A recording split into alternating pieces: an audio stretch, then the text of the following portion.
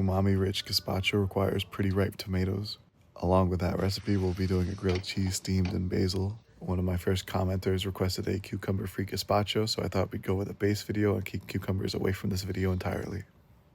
Tomatoes so soft that they burst in your hands contain a lot of glutamate, and you may have heard the stigma from monosodium glutamate, but glutamate is naturally found in plants. So these vine-ripened tomatoes will do just fine. I recommend trying them side by side to kind of see what I'm talking about. We're only going to blitz this in the blender for 1 second low power intervals because we want to gently chop and mix. The skin gently peels off this tomato, and for me, this gazpacho would be done right here. Building up some other flavors, I have this leftover pico de gallo, which is just some onions, cilantro, some garlic. If you're going to use whole herbs, make sure you chop them up a little bit yourself because by the time they get blitzed into there, it's going to destroy the texture of the gazpacho.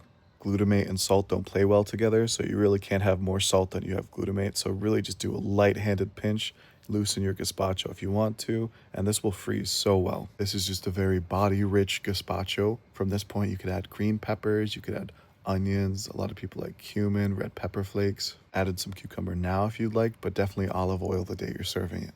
Bread scraps can also be blended into it to give it a little more body and thickness. That sounds to me like it was born out of necessity though, like the people had a lot of bread scraps around, so that recipe was born from it, which I love when things like that happen. To some butter grilled and flipped baguettes, I have some basil water that I'm just going to steam them in, and that's just going to kind of soak into every pore of that bread. Just a tablespoon is enough.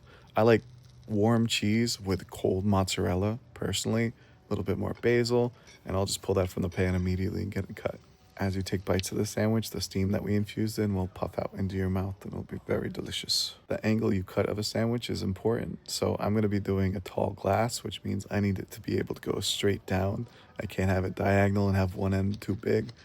If you want triangle sandwiches, that's good for people who like taking little bites at a time too. This marinara-inspired gazpacho base really just needs green peppers and onions, and I'd serve it all on its own. This dish took me back to high school with Italian dunkers though.